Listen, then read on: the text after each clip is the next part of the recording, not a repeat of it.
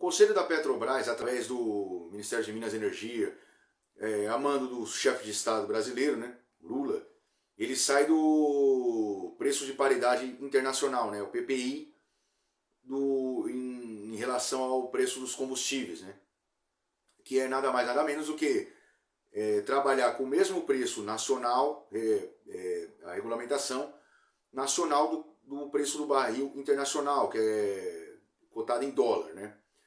Então, nesse sentido, eu acho que tem uma coisa interessante, e eu tenho que concordar, né? Isso aí foi colocado em 2017, 2018 no governo Temer, né? Se colocar o preço do petróleo nacional, dos combustíveis nacionais, baseado junto ao preço do barril do petróleo internacional. É um grande erro. Por quê? Porque a moeda é volátil. A moeda brasileira, obviamente, não se encaixa ao dólar. Então, o Brasil ele é autossuficiente em petróleo, tanto que a gente exporta. Esse exemplo da questão do real, o petróleo, os combustíveis em geral, serem negociados aqui no Brasil em dólar, a gente pega um simples exemplo. O Brasil ele importa para o Paraguai petróleo. No Paraguai, óbvio, usa muito menos que no Brasil, o preço é 2,50 um litro de gasolina, né? Então, muito mais abaixo. 2,50 é 2,50 reais. Estou nem falando na moeda paraguaia, o Guarani, se eu não me engano, né? Ou seja, como que pode ser negociado lá mais barato que aqui? Então, não faz muito sentido. Nesse ponto, tenho que concordar com essa ação aí do governo Lula. Tenho que concordar.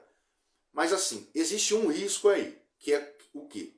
O Brasil ele é autossuficiente em petróleo. Nós somos hoje a terceira ou a quinta. Acho que nós somos a quinta, se eu não me engano.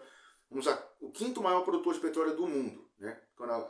Atrás de alguns países do mundo árabe, né? No Oriente Médio, Irã, Arábia Saudita, e também atrás da Venezuela. A Venezuela não conta muito porque ela tem o petróleo, mas não pode produzir. Bom, mas qual que é a grande questão aí? É interessante sim que se no Brasil se negocie em real, não em dólar. Porque é outra realidade, a gente está pagando o dobro dentro de um produto que a gente tem, né? A gente não é dependente. Só que a gente é dependente de refinar. O Brasil ele é autossuficiente em petróleo. Está embaixo do mar, está lá para extrair. Mas em refinar não. A gente não tem refinaria suficiente para isso. Principalmente para o pré-sal, porque o pré-sal ele tem um tipo de petróleo totalmente espesso, bastante diferente e caro, difícil de ser extraído. O Brasil tem em abundância o pré-sal, mas é muito difícil e caro de ser extraído. É muita tecnologia, muito trabalho. Esse tipo de refinaria o Brasil não tem suficiente dentro do Brasil. Aí a questão também, nós vamos voltar lá atrás no começo nas outros mandatos do governo do PT, os 16 anos, o tanto de roubalheira que a gente teve em refinaria, né? Fora aquela de Passadina que a Dilma Rousseff comprou, que ela valia 50 vezes menos, né? Uma sucata, lá nos Estados Unidos, no Texas. Né? Então a maior parte das refinarias que o Brasil tem, para refinar o seu próprio petróleo, elas estão fora do país. Ou seja, se você vai vender o petróleo aqui em real, ok, a tendência é que ele fique no preço acessível. Mas qual que seria o interesse dessa refinaria, ou o ganho do próprio governo brasileiro, ou dos acionistas da Petrobras, tem mais de 70% de acionistas, em você sair daqui, refinar um petróleo em dólar, vamos supor, vou refinar lá em 5 dólares, vai, $1, vai que seja, daria R$5, e vir aqui e vender ele a 2,50. Ou seja, você está pagando para prestar serviço. Você perderia a metade do valor, então qual que é o sentido nisso?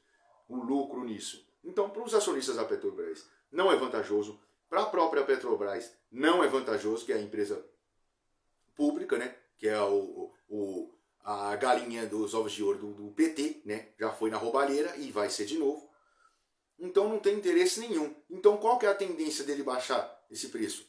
Nenhuma. Nenhuma. Sair desse acordo internacional, concordo, acho que ninguém discorda disso. Ninguém discorda disso. Mas você tem que sair já tendo um plano engatilhado. Se você não tem infraestrutura para fazer o processo, né, de fabricação desse combustível, de refiná-lo, tanto o gás também, então não faz sentido nenhum. Então você só está aumentando dívida, você está se endividando e tomando prejuízo. Qual é o acionista que vai querer esse tipo de negócio, vai aceitar esse tipo de negócio? Então a Petrobras está a passos largos, se não for assaltada novamente pelo PT, ser quebrada como já vem sendo tomando esse prejuízo. Então, é uma questão eficaz que o PT tenta tomar, mas como o PT não tem responsabilidade fiscal, a conta deles começa sempre por 5, por 8, por 10, por 20. Nunca começa do 1, 2, 3, 4. Então veremos os próximos capítulos na bomba e o reflexo disso na economia nacional.